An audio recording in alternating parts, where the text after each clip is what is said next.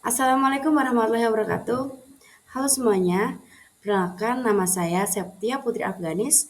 Saya mahasiswa S2 Ilmu Keolahragaan Universitas 11 Maret.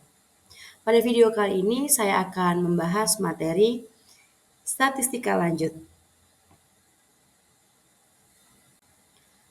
Oke, selanjutnya pada topik materi statistika lanjut, yaitu yang pertama ada uji prasyarat, yang kedua ada uji hipotesis, yang ketiga ada uji Z-score, dan yang keempat ada uji T-score.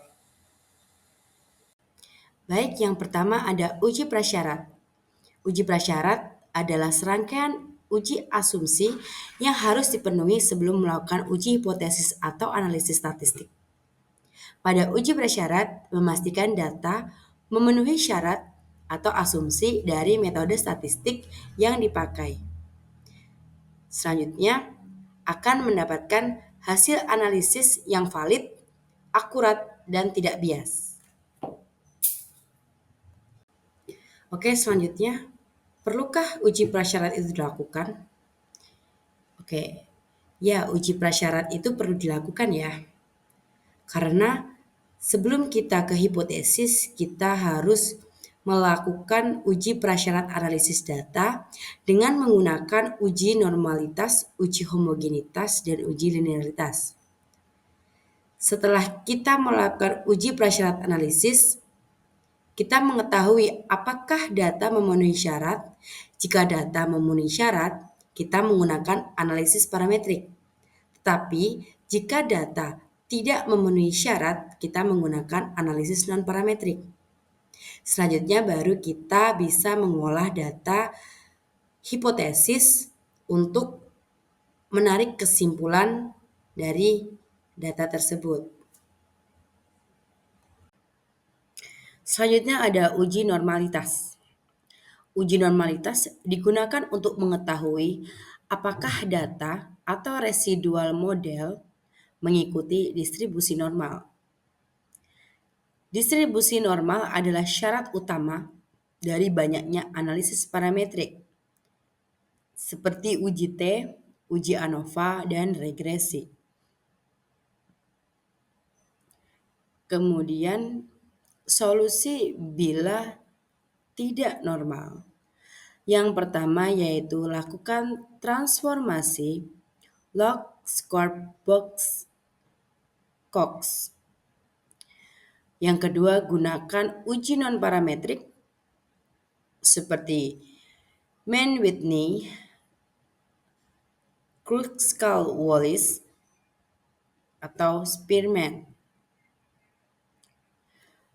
Kemudian tujuan utama dari uji normalitas yang pertama adalah menjamin keabsahan uji parametrik.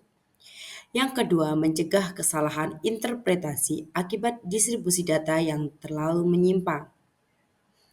Kriteria dalam uji normalitas yaitu nilai P lebih dari 0,05 dinyatakan data berdistribusi normal.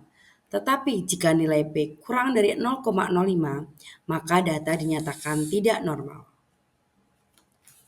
Selanjutnya ada jenis statistik. Yang pertama ada Shapiro-Wilk. Shapiro-Wilk digunakan efektif untuk data yang nilai N atau nilai datanya itu kurang dari 50 data. Yang kedua Kolmogorov-Smirnov yaitu untuk data yang besar. Yang terakhir ada Lilliefors dan Anderson-Darling. Selanjutnya ada uji t-test. Uji t-test yaitu ada 3. Yang pertama one sample t-test. Pengujian satu sampel pada prinsipnya ingin menguji apakah suatu nilai tertentu yang diberikan sebagai pembanding berbeda secara nyata ataukah tidak dengan rata-rata sebuah sampel. Yang kedua ada pair sample t-test. Pair sample t-test merupakan uji t-test berpasangan yaitu salah satu metode pengujian hipotesis di mana data yang digunakan tidak bebas atau berpasangan.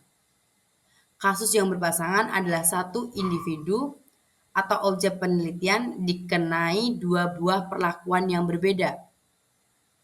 Dan yang terakhir ada independent sample test. Uji ini yaitu untuk mengetahui perbedaan rata-rata dua populasi atau kelompok data yang independen. Selanjutnya ada uji Z-score. Z-score adalah ukuran statistik yang menunjukkan seberapa jauh suatu data individu dari rata-rata atau min kumpulan data yang diekspresikan dalam satuan standar deviasi. Secara fundamental, Z-score menstandarkan berbagai kumpulan data sehingga mereka dapat dibandingkan meskipun menggunakan skala pengukuran yang berbeda. Selanjutnya yaitu karakteristik. Z-score selalu memiliki rata-rata atau min 0. Yang kedua, Z-score selalu memiliki standar deviasi yaitu 1. Selanjutnya, prinsip interpretasi Z-score positif lebih dari 0, yaitu skor individu berada di atas rata-rata.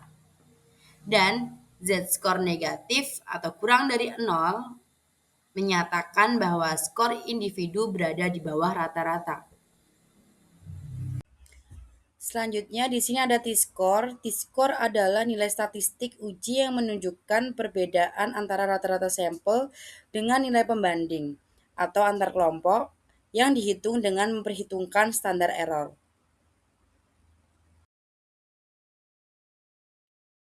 Halo guys, di sini saya akan memberikan tutorial bagaimana cara mencari Z-score dan T-score dengan menggunakan aplikasi SPSS. Oke. Di sini aplikasi SPSS-nya sudah terbuka. Kemudian di sini saya sudah menyiapkan 10 data dari keterampilan gerak siswa kelas 8. Oke, kita ke SPSS lagi, kita ke variable view. Pada name kita tulis keterampilan gerak. Oke. Kemudian desimal kita nolkan. Setelah itu kita ke data view. Kita copy datanya, kemudian kita paste di sini. Setelah itu kita akan mencari Z-score-nya terlebih dahulu. Kita ke analyze, descriptive statistik, kemudian ke deskriptif. Pada keterampilan gerak kita pindah ke variabel, kemudian kita centang ini, lalu klik OK. Nah, di sini sudah muncul output dari Z-score keterampilan gerak. Kemudian kita tutup outputnya. Pada sebelah kanan sudah muncul di sini Z keterampilan gerak. Nah, setelah sudah muncul di sini, kita akan mencari T-score-nya. Caranya yaitu kita ke transform, lalu ke compute variable. Pada target variable kita tulis T-score. Pada numerik kita tuliskan rumus 50 tambah kurung buka 10 kasih bintang, kemudian Z-score-nya kita pindah kurung tutup. Oke. Setelah sudah kita tulis rumusnya, kita klik OK. Nah, di sini sudah muncul outputnya. Kita tutup dulu. Pada sebelah Z-score, di sini sudah muncul T-score dari keterampilan gerak. Nah, selesai sudah kita mencari Z-score dan T-score dari 10 data siswa kelas 8 tadi. Terima kasih atas perhatiannya. Assalamualaikum warahmatullahi wabarakatuh. Bye bye.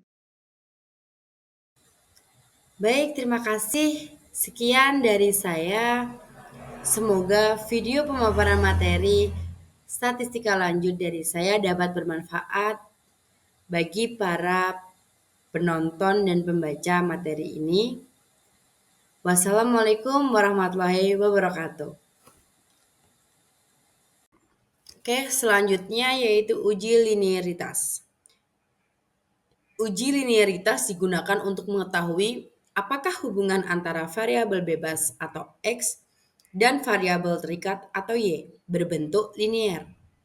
Dengan tujuan regresi linear dan koreksi Pearson mengasumsikan bahwa hubungan X dan Y adalah linear.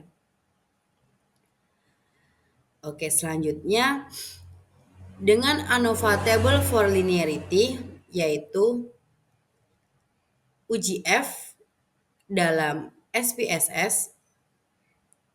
Caranya dengan analyze, kemudian ke compare means, lalu means, dan pilih linearity.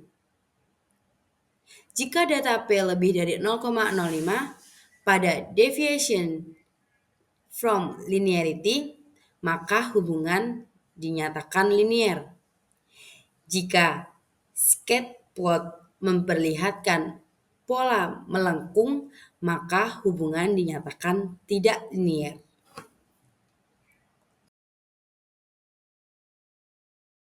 Baik, selanjutnya kita akan mencari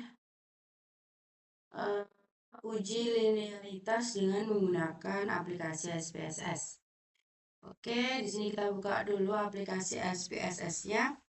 Setelah itu kita pergi ke Excel. Nah,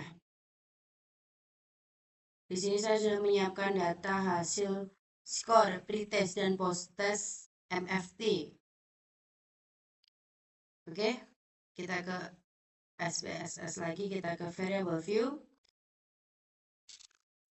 Kemudian pada name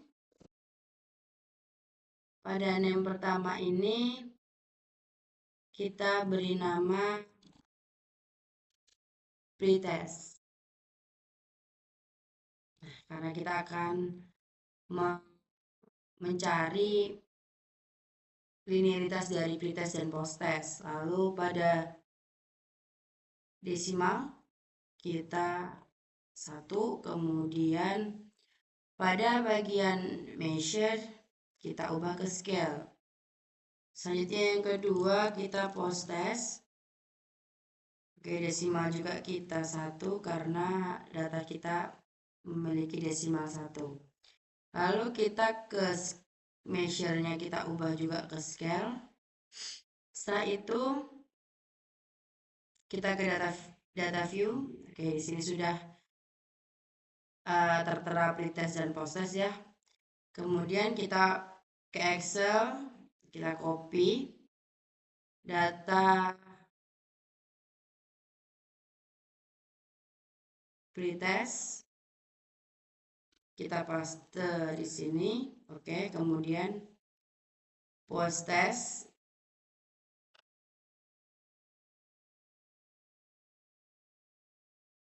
kita paste. Oke, setelah kita sudah copy paste pretest dan posttest, lalu kita akan mencari linearitas data dengan SPSS. Yang pertama kita pergi ke analyze,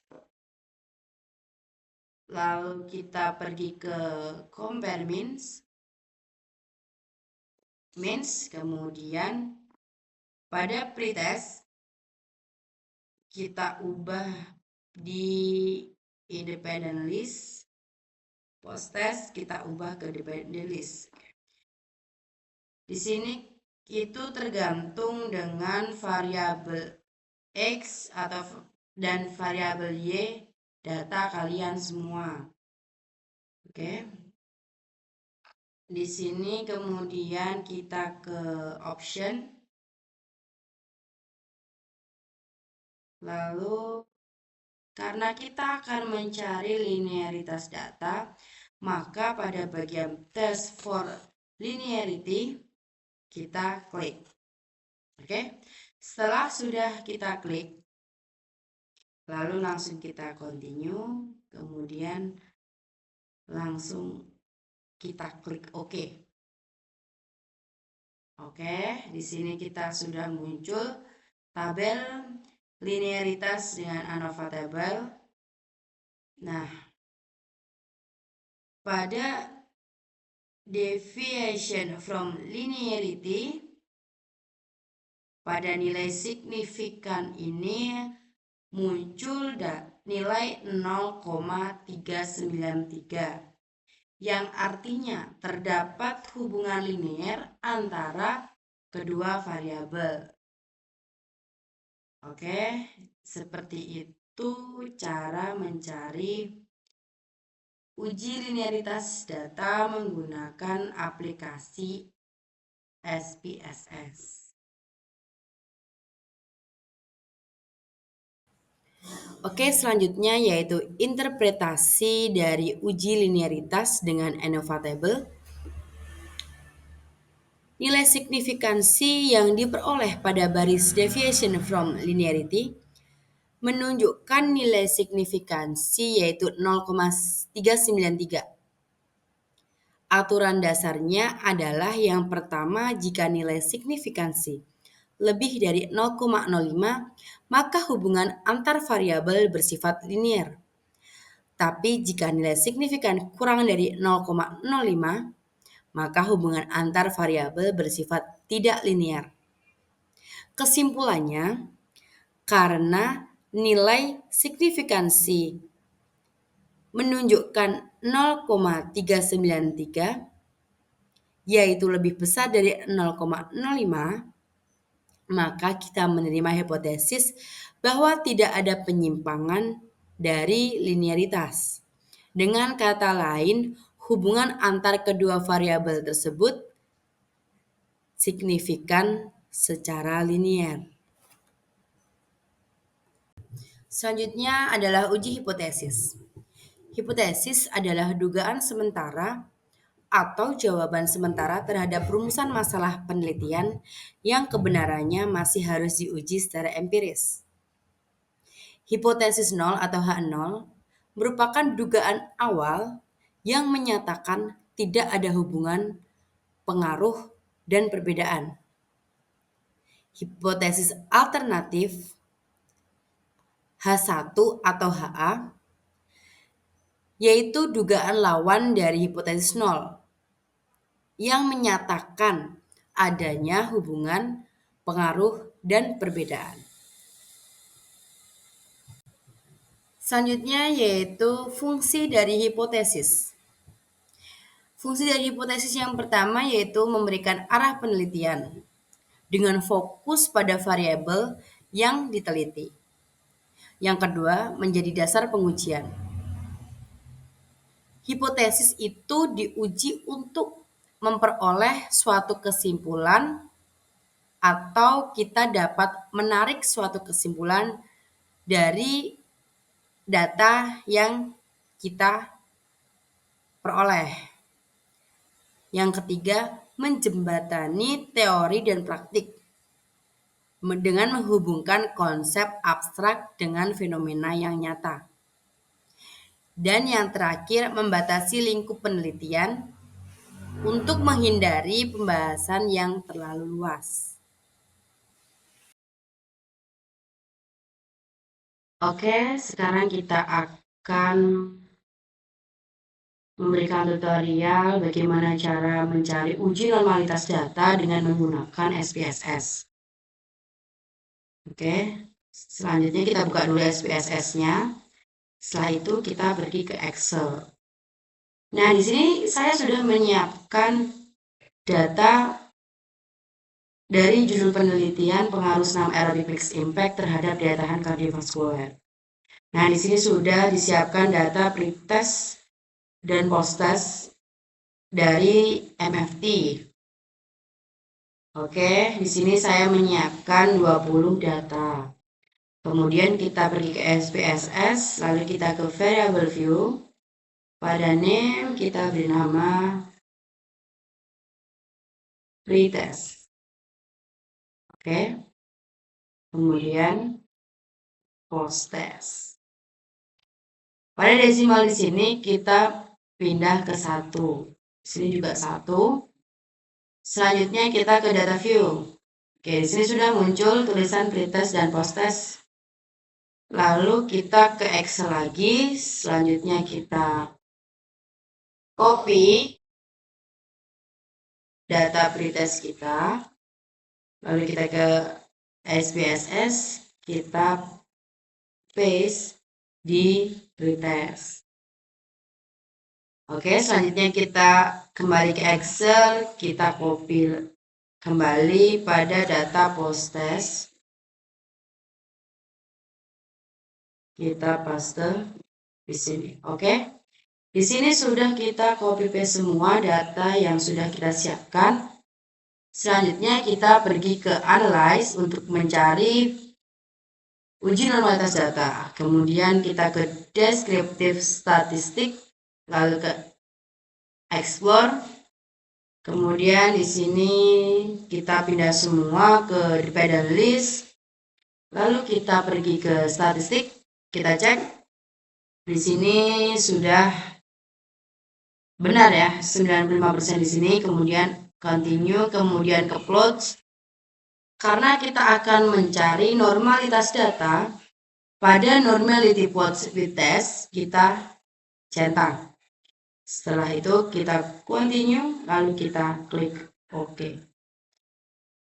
Oke, kita tunggu sebentar. Di sini sudah muncul hasil dari test of normality atau normalitas data. Di sini karena data yang kita gunakan kurang dari 50, maka kita menggunakan Shapiro Wilk. Nah, di sini sudah muncul nilai signifikan data. Jika data kita lebih dari 50, maka kita bisa menggunakan Kolmogorov-Smirnov.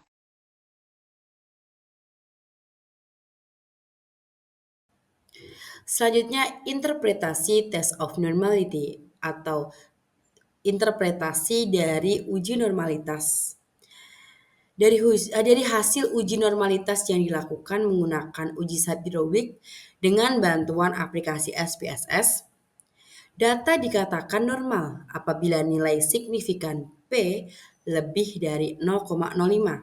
Sedangkan data dikatakan tidak normal apabila nilai signifikansi P kurang dari 0,05.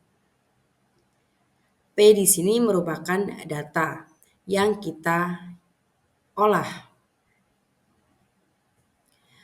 Berdasarkan tabel hasil uji normalitas data menggunakan Shapiro-Wilk menunjukkan bahwa hasil pretest dan post-test MFT berdistribusi normal dengan tingkat signifikasi sebesar 0,98 dan 0,421.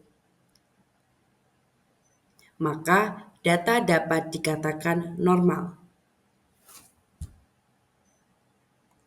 Selanjutnya ada uji homogenitas data. Uji homogenitas digunakan untuk mengetahui apakah varians antar kelompok itu sama atau homogen. Tujuannya yaitu penting untuk uji komparatif seperti uji T independen dan ANOVA. Yang kedua, jika varians tidak homogen, hasil uji bisa bias atau salah dalam interpretasi data.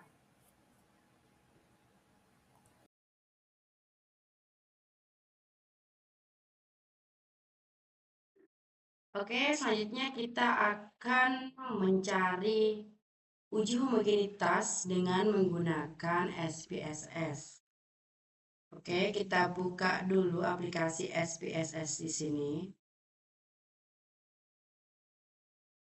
Kemudian kita membuka Excel. Di sini saya sudah menyiapkan data. Hasil skor pretest dan post-test dari MFT. Kemudian kita ke SPSS kembali, kita ke variable view.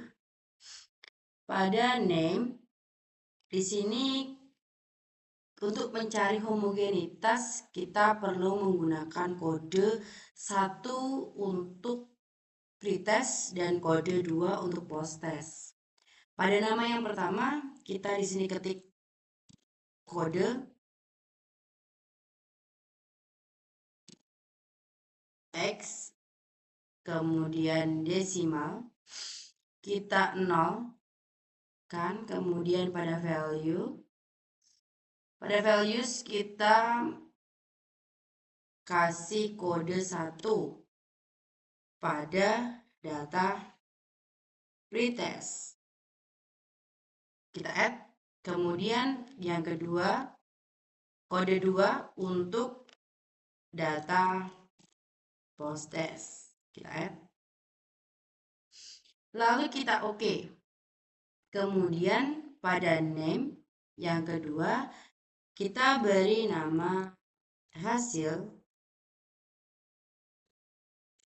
MFT. Oke, label hasil pre post MFT. Oke, pada desimal kita 1. Selanjutnya kita ke data view. Nah, di sini sudah muncul kode untuk kode pretest dan posttest, dan di sini adalah hasil MFT. Kemudian kita ke Excel. Nah, di sini kita copy dulu bagian pretest. Copy.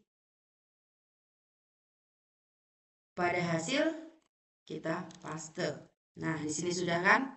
Kemudian pada kode semua kita beri kode 1.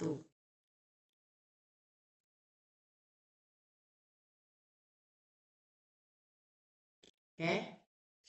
Selanjutnya kita copy juga pada bagian posttest. Oke. Lalu kita paste di bawahnya data posttest.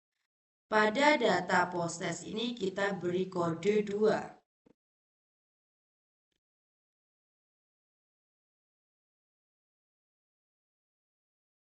Oke. Setelah semua sudah kita copy paste dan sudah kita beri nama kode 1 dan 2, lalu kita pergi ke analyze untuk mencari homogenitas dengan menggunakan Levin statistik. Di sini kita ke deskriptif, lalu kita ke explore. Oke. Pada bagian X, kode X kita pindah ke factor list. Pada bagian hasil pre dan post MFT kita pindah ke dependent list. Setelah itu kita cek pada statistik. Di sini kita tidak usah mengubah apa-apa. Lalu kita ke plot. Nah, di sini kita akan mencari homogenitas. Maka kita akan memberikan centang pada power estimation. Kita klik bagian itu. Kemudian kita continue. Setelah itu kita klik OK. Nah, oke, di sini sudah keluar tabel homogenitas dari data hasil pretest dan posttest MFT. Di sini menunjukkan nilai signifikan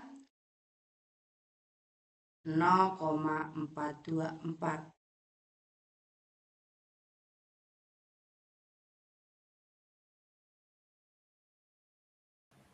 Selanjutnya yaitu interpretasi test of homogeneity of variance atau interpretasi dari homogenitas data Dari hasil di atas dapat diketahui, nilai signifikansi hasil tes MFT menunjukkan nilai signifikan 0,424.